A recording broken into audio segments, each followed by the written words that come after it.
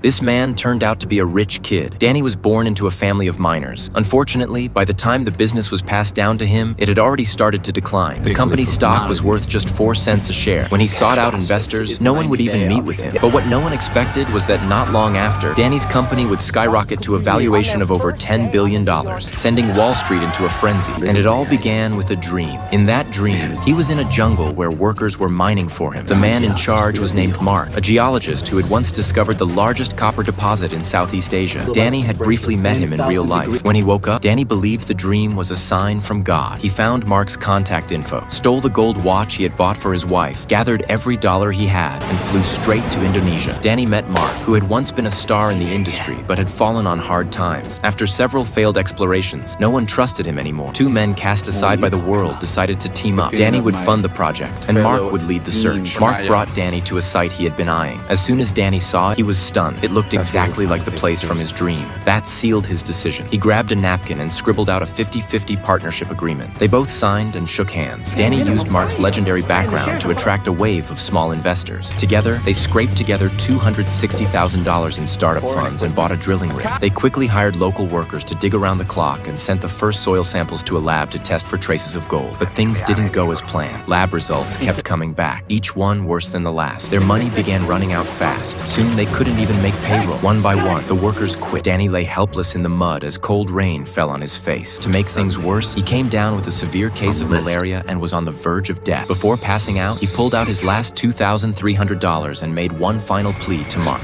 Mom and Dad have nothing.